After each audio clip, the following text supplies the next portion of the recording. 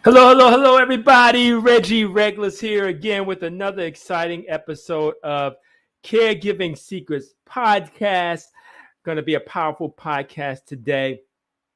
And guess what? I learned how to see the comments. So if anybody comments, I'll be able to actually put it on screen and I'll be able to respond to the comments. So let's see how that works today.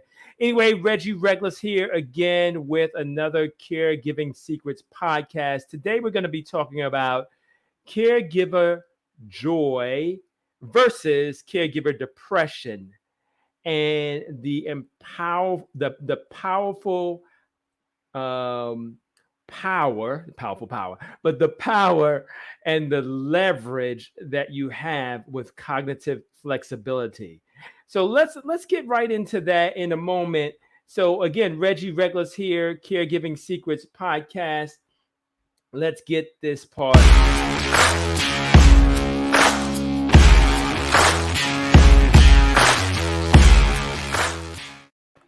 All right, Reggie Reglis here again. So let's talk about this. So caregiving depression versus caregiving joy.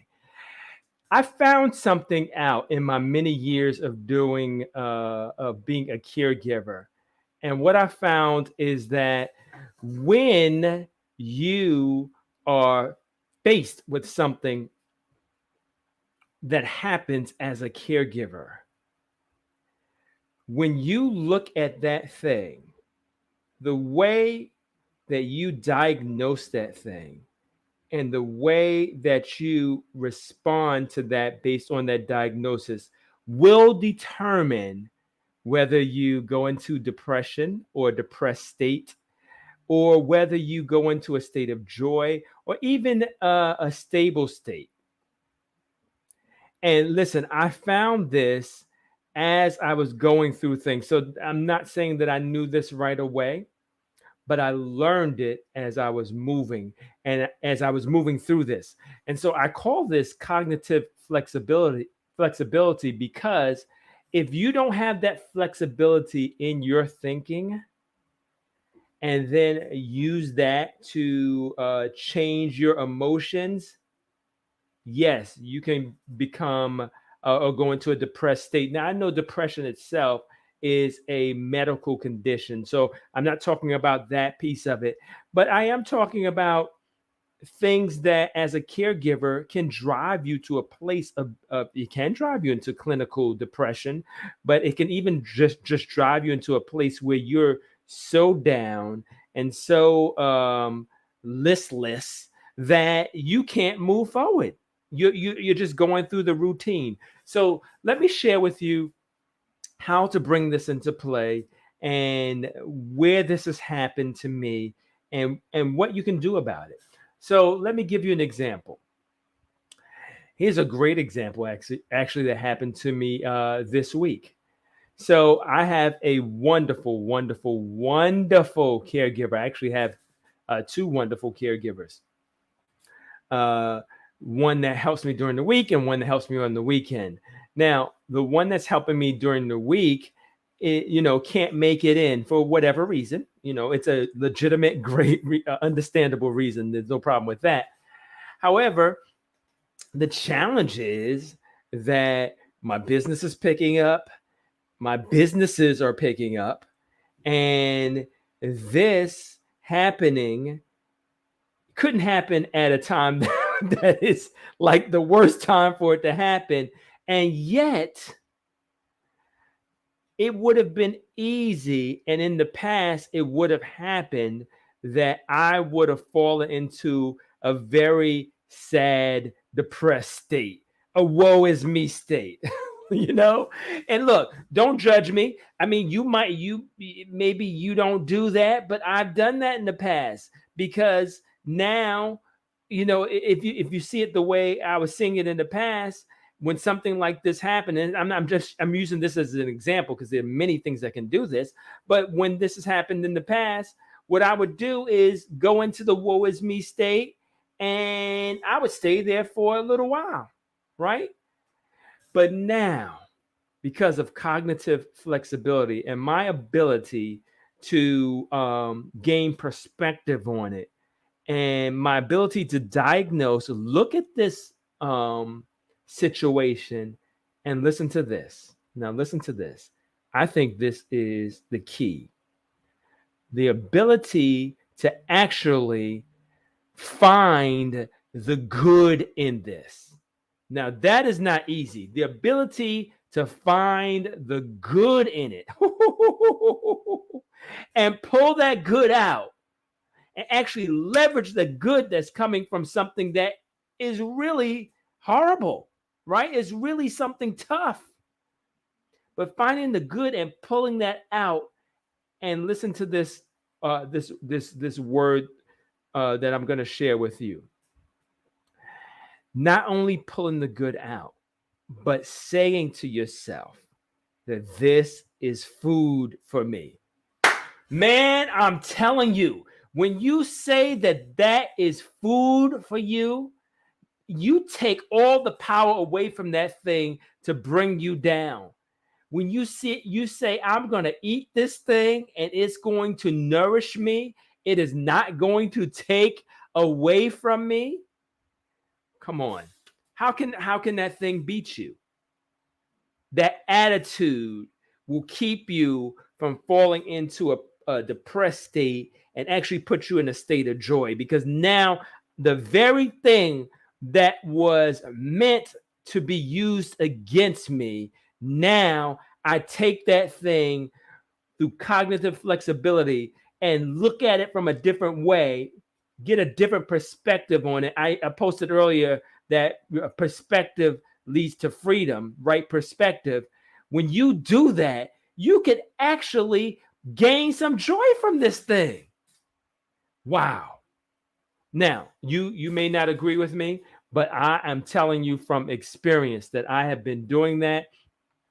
And it's not that you don't need to get I mean, you may still need to call people and get some support. I'm not saying that you can still do things like that. What I am saying though is learning how to be flexible cognitively will actually, I believe, help save your life.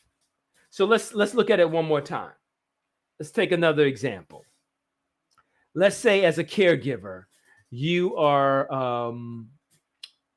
you're caregiving, and the person that you're caring for does something that really like messes you up, right? Yeah, come on, the people that we care for, we love them, our loved ones. They can do things like that, right? So it's really something that is annoying to you. Now, what I challenge you to do is breathe, take a breath, right? And then try to find something good about what just happened. As a matter of fact, try to find why that is perfect that happened. And then how you're going to feed off of that. Listen to me. If you're able to do that, that will bring you joy. Now, listen, I know that sometimes, you're human. You're just going to react to it. But even after you react, take a moment, take a breath, and go back at it another way. And one of the things I do, I find laughter in these situations. So let's say my loved one does something that's just totally off the wall, right? I find how I can laugh at that, and it ends up bringing me joy instead of frustration. For some people, what it would do is bring them down for the whole day. The loved one said something. The loved one did something. Uh, and some people take it personally, right? And so it will bring them down the whole day. I don't allow that anymore. I don't have time for that. And you don't have time for it either. And it will move you from caregiver depression to caregiver joy. Are you going to be joyous all the time, joyful all the time? No, come on. That's not reality. You're going to have hard times. But how you look at those hard times and how you reposition it in your thinking, right? Because your thinking affects your emotions and your emotions affect your actions. How you reposition this thing in your thinking will determine how you emotionally respond to it, and then or emotion how you deal with it emotionally, and then that can change how you act. And what a lot of caregivers do, the reason they end up being depressed is because, let's say something like that happens, it gets into, they think about it wrong, it deals with their emotions, and they don't even express it. They turn it in on themselves. And so that's what brings the depression, when they turn it in on themselves. Or they act out in a way that is destructive. And if they act out in a way that's destructive, then they feel guilty later, and that can bring depression. So I'm giving you an alternative. Leverage cognitive flexibility. Again, what is that? Instead of reacting to that thing, look at that thing. Some people say, I've heard it said like this, say, that's interesting, or that's fascinating. But take it a step further. You can't stop there. That's fascinating, because your brain is like, yeah, it's not really fascinating. It's annoying. But so I say, take it a step further. Don't just say it's fascinating. Look at how it's fascinating, and find something that you can do with that. Can you gain some joy from that? Can you gain some leverage from that? Is there something you can do with that thing and make it become food for you and fuel for you? And then that will bring the emotional response of joy, of satisfaction, of progress, right? And then you'll begin to act differently. And listen, I'm not perfect at this. Okay, I will be the first to admit that. So, full disclosure, of course, I'm not perfect at that. However, I've called, because of what my mom deals with, I have a resource called the Alzheimer's Association Hotline. So I've called them many times. And one of the things that they always say to me, and I don't believe they're just blowing smoke at me, one of the things that they often say to me is that they're amazed at my perspective. Well, listen, it didn't come right away, but I took some time. I took a beat, right? I took a breath, and I said, okay, how can I use this thing? How can I turn this thing around? How can I get joy from that? And then how can I leverage it? And then last thing, how can I make this food for me? How can I eat this thing such that what was meant for evil, the scripture says, the guy can turn something that was meant for evil, God turns it around for good. Well, you have to be a part of that. And the way you're a part of that is in your mentality. See how it can be good and make it good. Make it work for you. Then anything thrown at you, when you make that thing work for you, it makes you a stronger person, and it helps you move forward. Well, I'm not going to belabor the point anymore. I just wanted to share that with you today. I do want to mention to you guys that I do have on YouTube, and I'll have to post it. I do have a prayer channel for those that are spiritual and would like to have prayer as a caregiver. I have it up there. You can listen to the prayers. It's not interactive. I'm sorry, I don't know how to do that yet, but it is a place where I have stored some prayers that I pray specifically for caregivers and minister to caregivers. So you're welcome to come there. I hope this was helpful to someone today. I know it will be. If it's not right now, people that listen to this later, it will help you.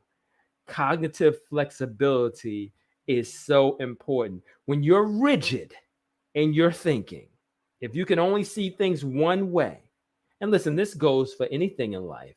It's not just for caregivers. This is for anybody.